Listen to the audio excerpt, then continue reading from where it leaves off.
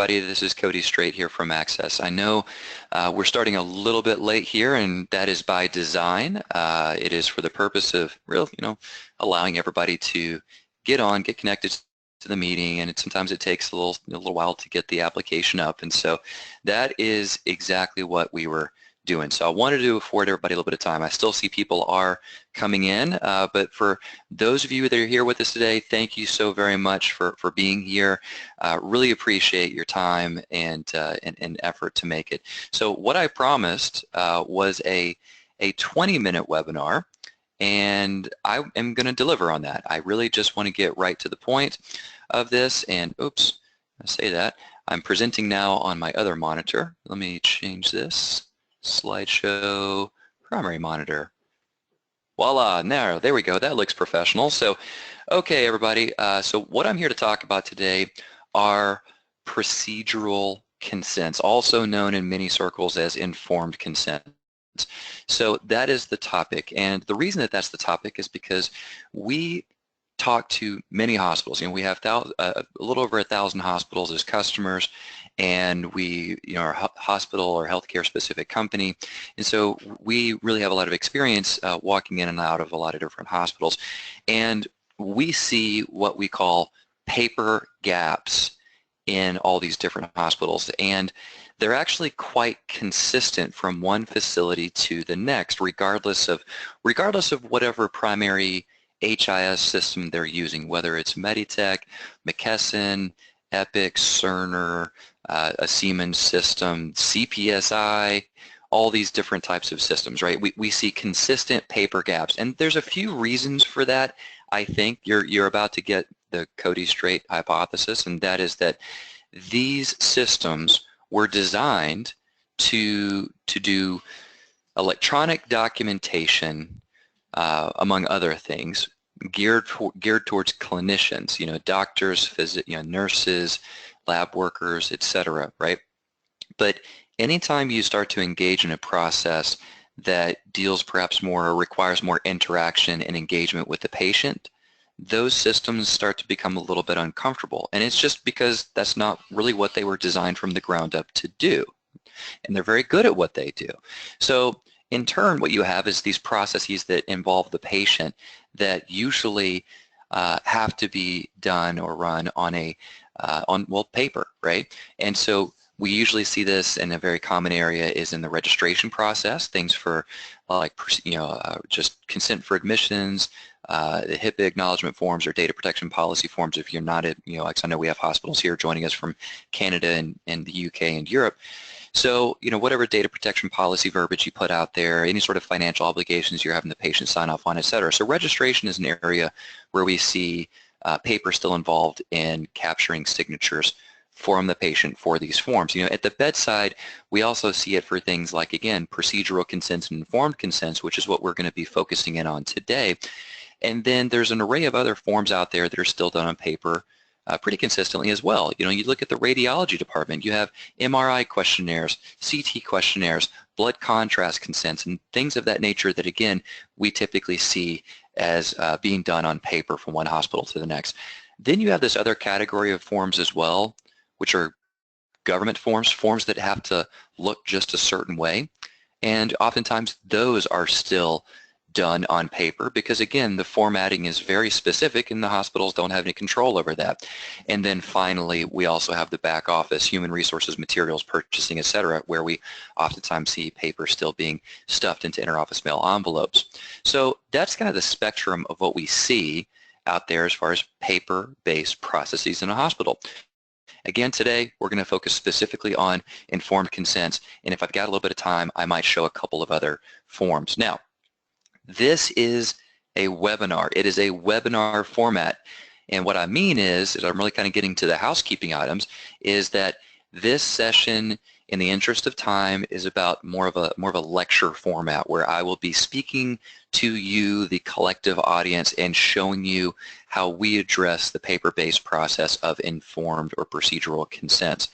I typically like to more so engage with an audience and have the audience engage back with me.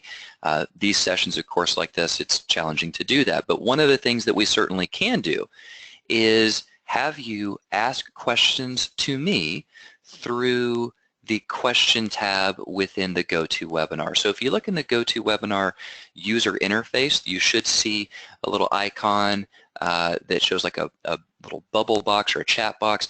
Ask a question in there to me, if you will, and I can't usually do two things at once. You know that I can't chew bubblegum and walk down the street, as they say. So what I'm going to do is I'm just going to save those questions towards the end, which again, I'm looking at my watch, is about 12 minutes or so from now. So let's jump into this. And my information, by the way, is all there on the screen. You can see I've got a multitude of numbers, so pretty easy to get a hold of no matter where you are. All right. So here I am logged into our system. The first thing I'm going to do is I'm going to choose the patient. I'm going to choose this patient, Larry Findle. And there's a variety of ways in which I can actually access the patients and the forms depending upon the HIS system, okay? But what you just saw right there was our eForms repository product that you can select or view a list of patients. That list of patients would be specific to the nurse or doctor or clinician who is accessing the system, and then the next thing that you see once the patient is selected is a variety of form groups. We have a form favorites group, a patient engagement group, which you can see a variety of things here from birth plans, conditions of admissions, blood contrast consent, the consent to treat, H1N1 consent form, a POLST form, which is a government form. Again, just an array of forms. So I'm going to choose this procedural consent form, and everything that you're seeing here too can actually, in many cases for many different systems, be launched or accessible within an iframe of your core HIS, meaning that your end user feels as though they are operating within their core HIS system and they're not having to hop out of that system and go into another system such as ours. It's just a streamlined look and feel from one system to the next. So I'm going to launch this procedural consent form, which will bring up another tab in my browser. Now I am in the browser here of Internet Explorer for Windows 8. Okay, so that's exactly what you're seeing right here is a Windows 8 operating platform on it using a Microsoft Surface Pro 2. And of course, here, this is always fantastic. Here we have the procedural consent form that is not launching. I might have to log into another different another system here. So bear with me while I do that in another window. My sincere apologies. So we actually use this product in-house for our HR and purchasing processes. And so I'm actually logging into now my live system. And I'm doing so in another browser. I'm actually doing this in Chrome. So what you are seeing, it is a browser-delivered solution. And registration forms, clinical.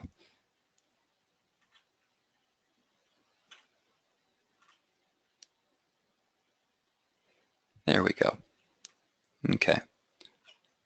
Apologies. My apologies. Okay, so here we have the procedural consent form. In this case, I'm actually in Google Chrome. So what you're seeing again is a browser-delivered solution. So what that means is this form could actually be presented on any device, whether again, I'm using a Microsoft Surface Pro 2.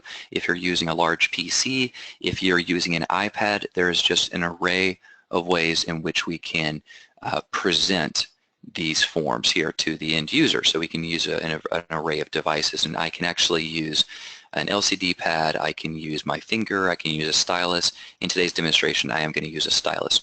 In any case, again, you can see I've got all the patient data has been pulled onto here from the HIS system, and now what I've got is I've got my procedural consent form. I'm going to zoom in just a little bit so that you can see that better.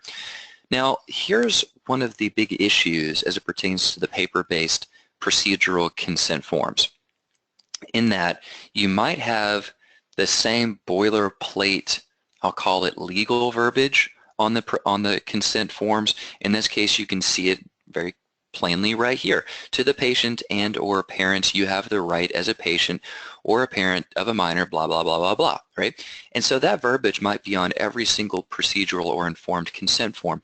However, what changes on this is information as it pertains to the procedure, because on this procedural consent form, obviously, you have to put the procedure of which the patient is signing off on. And that procedure, not only does it have to have a name, it also has to have a description. It also has to have a list of associated risks. And so in doing so, what we typically see happening out there is that a hospital will have a procedural consent form for every procedure that they have or that they offer. So that might be 100 procedures, 200 procedures, 500 procedures, 800 procedures. There's just so many of them out there. And so again, like say for example, the forms committee, they have to manage an individual or unique form for every one of those. So you might have 500 procedural consent forms that have to be managed, excuse me, at your hospital. We actually were on the line with the client, an HIM director who also is chair of her forms committee, and she was telling us that not only do they have to manage these procedural consent forms from the procedural level as far as information as it pertains to the procedure, but they also have to manage this for the physician level, in that each physician that performs, say, a laparoscopy, they might describe it a little bit differently. And so they have to cater to that. And so they have, forms on an exponential scale then at that point whenever you have to multiply it out by, 200 or so plus surgeons. So very, very problematic to manage. So what we're able to do here is not only are we able to make the form electronic, we're also able to offer the technology that will help you consolidate your procedural consent forms that you have to manage. So for example, what we're able to do is I don't just choose the procedural consent form specific to a procedure. I choose just the general procedural consent form, and I can choose my procedure from a drop-down list. So I just selected on that drop-down list, and you can see I've got just a few procedures. And what we're going to do to the end user that's actually going through this process of selecting a procedure is we're not going to present to them the entire procedure list that could be performed at a hospital. Rather, this procedure list is specific to the physician whom is performing said surgery or procedure. So again, a orthopedist will only see the appropriate orthopedic procedures they have the rights to perform. A neurologist is doing same thing for them. A gastroenterologist, all these different types of physicians, they're only going to be able to see the procedures that they have the rights or privileges to see. Now, as I chose appendectomy, what we did is we put on here the appropriate information as it pertains to the procedure. So you saw that these fields earlier, which were left blank for procedure-specific information, that information is brought over from a database, and you then manage the database as far as the procedural content, or if you have some other third-party system that actually manages the content, we can integrate with that. But the bottom line is you manage one procedural consent form, and we will then bring in the procedural relevant information from that drop-down list. Furthermore, like I gave you that example just a moment ago where you can also, where I had that other HIM director that had physician-specific level detail as well regarding the description, you could actually do the same thing here. So if I select on this field, I could, number one, just manually type in data. So I'll just say, manually type in data. And as I were to save this, well, the way the system can be configured is that as I save this information that I key in could be saved specific for me as the physician as to how I like to describe the procedure, okay? So that's the way that can work. So what I'm going to go ahead and do, you see I have a space here for a patient signature, a witness signature, and a physician signature. You can actually have as many or as few signatures on the form as you please. That's totally up to you. So what I'm going to do is I'm going to go ahead and click on the signature space right here. That brings up the signature capture field. So again, I am using a Microsoft Surface Pro 2. So I'm grabbing my stylus and I'm going to go ahead and sign my name. So again, my name is Cody. I'm doing this slowly so that this looks a bit more smooth coming through the GoToWebinar. So there's my name. I click Save, and you will then see my electronic signature is applied to this document with date and timestamps in the background. I can go through the same process for the witness signature. I can also go through the same process for the physician signature. So I'm going to talk about the physician signature in just a moment, but let's just talk about this as if we were to have the entire thing complete. The bottom line is once it is complete, this will be sent electronically and automatically into your, what I'll call, storage system of choice. So if you're a Meditech customer, it's likely that you're using Meditech's Scan Archive platform. If you're an Epic customer, it's possibly that possibility that you're using Highland OnBase. Maybe you're using Perceptive Content from Kofax. If you're Cerner, that's a Content 360 system. There's a whole array of different systems out there that we would then port this completed document into. So what we're trying to do is create an electronic process from start to finish, okay? Now, I told you I would talk a bit more about this physician signature, and the reason that I'm doing so is because the vast majority of the time, the physicians are there. They are next to the patient when the signature is being applied, but in many cases, it's not uncommon where the physician is not there, so the physician needs to sign off on this. So if they are in some other area of the facility, if they're in another building entirely, if they're outside of the complex, whatever it is, this can be routed to the physician for their signature. And again, they can use any device to access this form, view the form, complete the form, and electronically sign the form. So they don't have to come to a specific signature capture workstation within the 3rd floor west wing of the hospital, okay?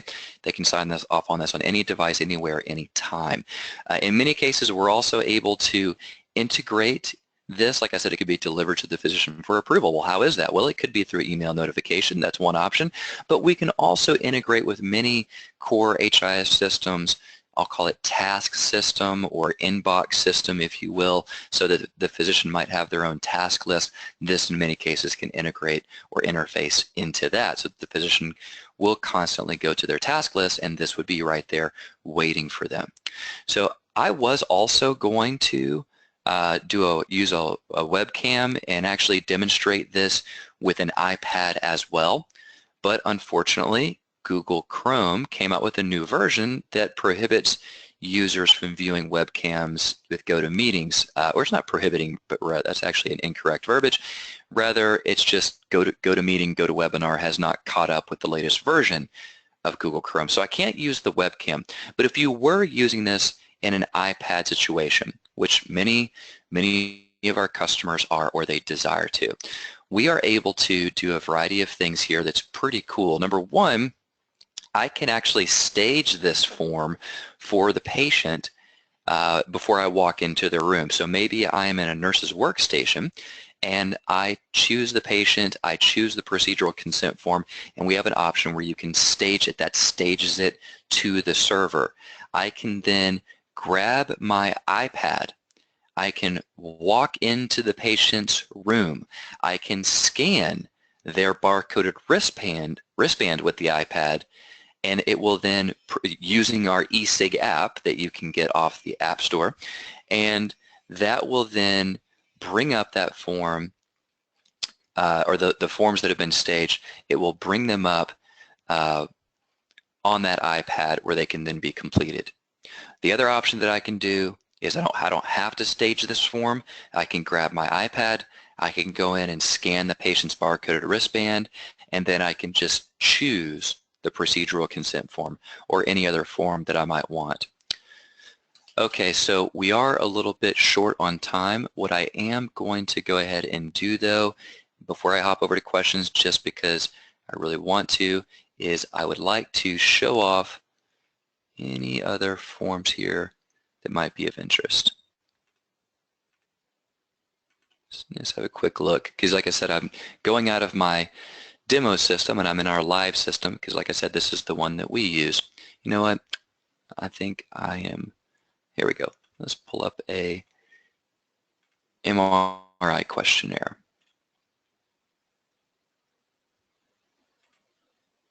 And that system is down for right now, unfortunately. Okay, so maybe that is the only form that I'll show you for today, unless there's something in the questions or comments, which let's get over to that. As again, I promised a quick webinar today. All right, so looking at the question list, I do see a few things, and while I am over here in the question list, I'm going to go ahead and pull this back up. So again, there is my information right there on the screen, so you guys can see my contact details. Please feel free to reach out to me if you have questions. So okay, a few questions that I see here. One of the questions that popped up right at the beginning was, can you use iPads with this? The question, of course, is yes, we can. I just went over that, and if you have some further questions about that, please let me know. Another question, how can we use this on workstation desktops? Well, that's a very good question. So again, it is a browser-delivered solution, so this can work on really any device. I'm assuming the basis of your question is actually, how can I capture electronic signatures if I'm got a workstation that does not have, say, a touchscreen monitor or something like that? I think that's the, okay, yep, that's the basis of your question. Thank you very much. So the way that we can do this on a more of a PC setup that does not have a touchscreen monitor is we can leverage a LCD pad. All right, so if you wanted to use like a Topaz LCD pad, a Wacom LCD pad, or something of that nature to extend to the clinician, extend to the patient for electronic signature capture, you are certainly able to do that. Matter of fact, we do have a lot of hospitals using this technology with the workstation on wheels. You know, we see this used in tablets in many cases, but also the workstations on wheels, we do see it quite a bit there. All right, so another question, can this be used for electronic death certificates? Well, that's all. It's healthcare. It's always fun to have talk about these kind of forms. They do come up. The short answer is yes. This can be used for electronic death certificates. We have a couple of customers that are actually moving forward with implementing that right now. And the idea is that not only are they able to do the electronic documentation, but they're also then able to electronically report it to the state. So that's a good example. So that's a very, very good question. All right, I have another person here that says, talk to me about Pulsed. Okay, so Pulsed, yeah, matter of fact, as a visual aid, I'll go ahead and just pull this up. Let me go back over here to my system. And let's see if I can actually access the Pulsed form. Again, I may not have it readily accessible. In this one, oh, unfortunately, no, I do not. Like I said, my sincere apologies. My demo system, unfortunately, does not seem to be working today. So I'm just going off of system forms that I have in my live environment. Okay, with Pulsed forms, the thing about Pulsed forms is that, again, they are a government form. So I don't know if you're asking from a basis of some degree of knowledge or if this is fresh and new to you. But Pulsed forms are forms that are end-of-life care forms or more palliative care forms, and they are governed by the state. So they're all different depending on which state you're in. Matter of fact, some states don't call them Pulsed forms. They, like the state of New York, they call them MOLST form, M-O-L-S-T, which PULSE stands for Physician Orders for Life-Sustaining Treatment. MOLST stands for Medical Orders for Life-Sustaining Treatment.